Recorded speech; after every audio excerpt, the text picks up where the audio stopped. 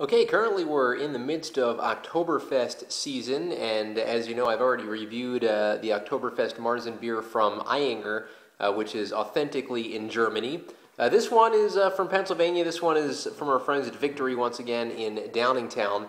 And this is their Festbier, which is brewed every year, seasonal August to October, and very much in the tradition of the Oktoberfest beers.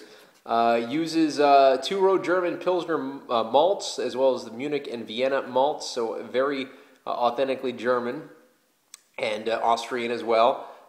German whole flower hops as well. Now, this is actually available year-round at the actual brewery, so if you want to have it in March or April, you got to go to Downingtown to get it. This is 5.6% ABV, basically right around that normal kind of range for a fest beer. I'm going to drink it out of a pint glass. And as I always love to do, especially with Victory, they do have a little story here on the bottle. It says, "Friendship and camaraderie, the two keys to any festive event." And then there's the beer. It should be full-bodied yet infinitely smooth, seductively malty with a kiss of hops for balance. This is our fest beer, painstakingly crafted from German malts, decoction, brewed for full flavor and carefully aged for depth of character.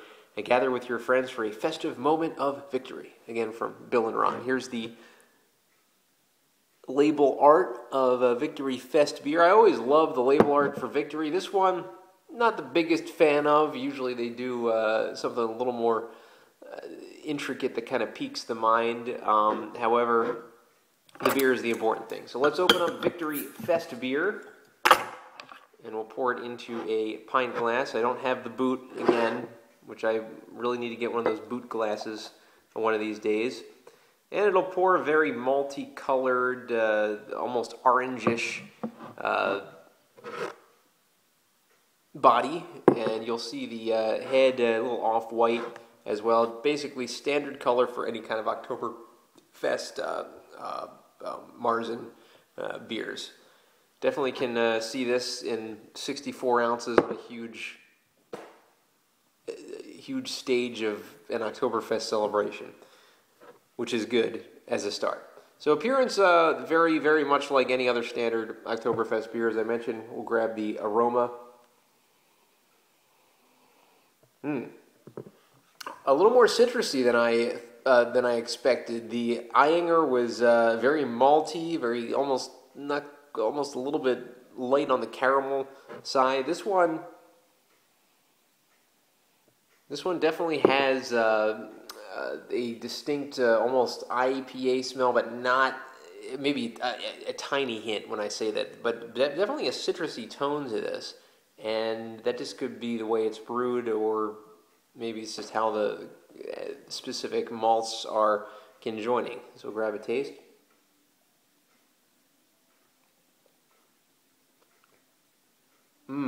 Wow. This is giving Eyinger a run for its money taste-wise. Aroma, I was given the edge to Eyinger. I wasn't expecting too much from the taste, but this is a beer that is a malt bomb. It really is that Oktoberfest, changing of the seasons, kind of leaves falling kind of beer. They did a great job basically kind of rekindling the German feel of it, with also kind of an authentic American taste to this as well. Aside from the aroma being a little funky, the taste is just spot on.